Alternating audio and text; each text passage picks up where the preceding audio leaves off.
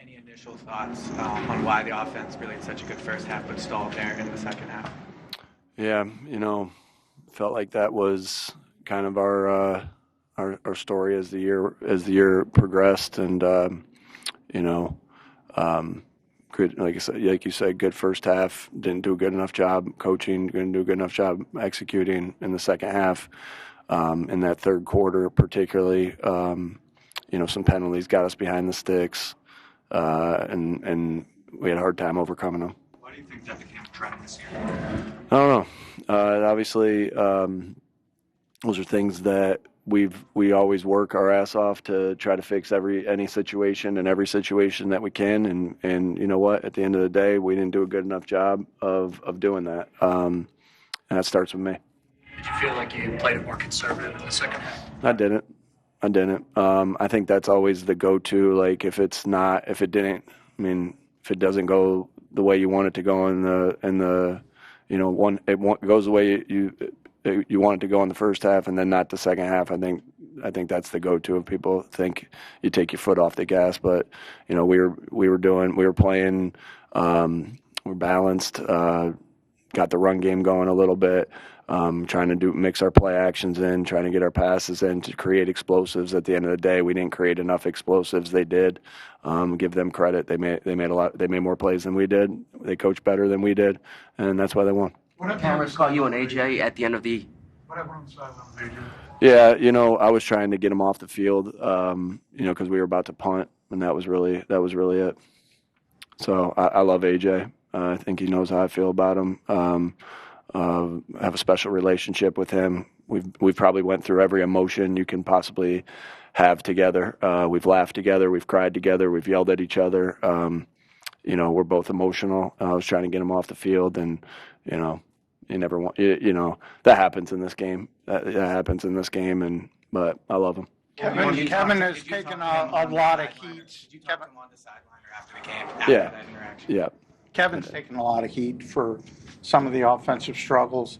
Obviously, it's a difficult time, but your first thoughts on his performance? Yeah, again, will be time to evaluate everybody's performance. Right now, I feel for all our guys in the locker room, all the players, all the coaches, the front office, everybody that works so hard, the fans that come out and support us, Mr. Laurie, I just feel for all of us, all of them, and there'll be time to evaluate everything at the end, coming up. On the fourth down, what made you use that timeout there, and was it because you were late out of the huddle? No, it wasn't because of that. We wanted to see what defense we were in. We didn't think that there was going to be a great opportunity to get the ball back with enough time to do anything if we stopped them. We knew that was going to be the last possession, and so we took a picture of what they thought they were going to do to give ourselves some information, and that's why. How much did the win affect the downfield passing game? Yeah, I think you saw the ball by both teams. I think you had Purdy on the one and an interception that kind of died on him. I think Jalen had one down the sideline to Jahan that kind of died on him. So,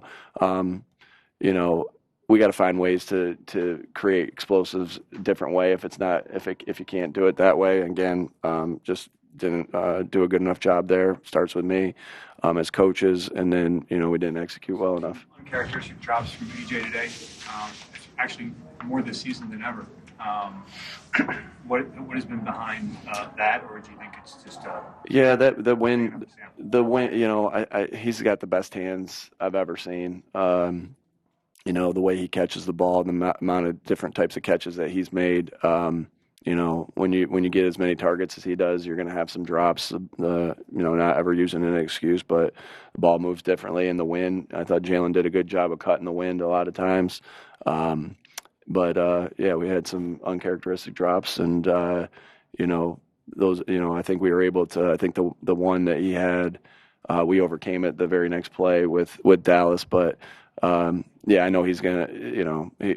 He'll beat himself up on that, and I know AJ. He'll catch 9,000 balls. With the one drop that he had. Was the lack of explosives maybe the most disappointing thing about the offense this season?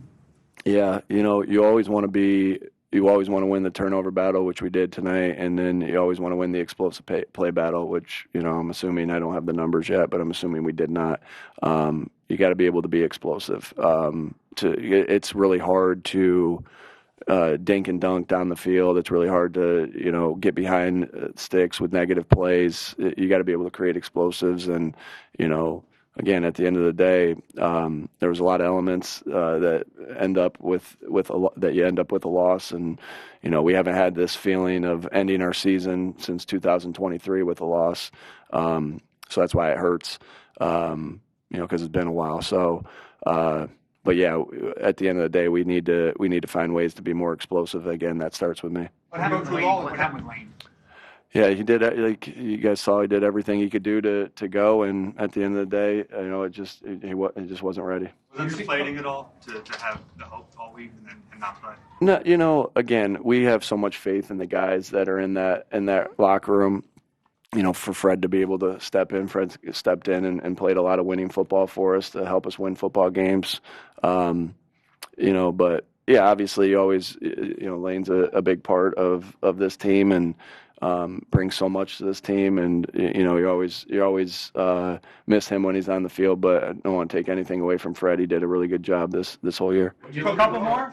Coach, with all the talent that you had this season, was it really disappointing to see? It seemed like you all were inconsistent all year. That there were games that you really could have put 4 quarters together with. Is it frustrating because of all the talent between Barkley and your receivers, your tight end?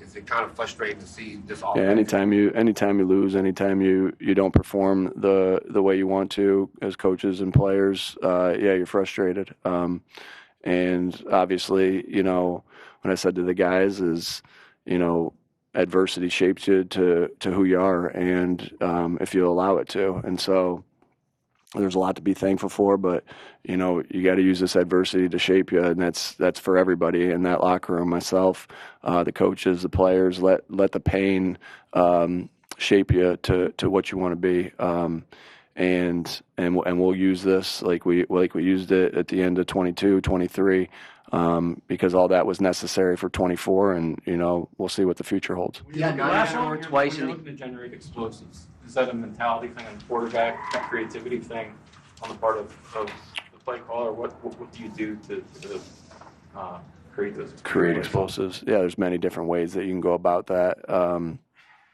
Sometimes it's a deep ball down the field. Sometimes it's an intermediate throw. Sometimes it's a short throw that turns into a big one. Many different ways. Sometimes it's a run. And so many different ways that can happen. At the end of the day, we didn't do enough of those this year. 49ers scored twice in the fourth quarter there. What happened defensively, and the trick play in particular, what did you see there? Yeah, hats off to them on the trick play. I thought Kyle did a good job calling that at the perfect time. And shoot, I thought that was just 2 good players making a really good play. That wasn't an easy throw. That wasn't an easy catch. And, there's a reason those guys are good players there. And so sometimes you got to give hats off to them. And, as bad as it sucks, sometimes it's, those guys are good players, and it was a good call by Kyle. All right. Thank you.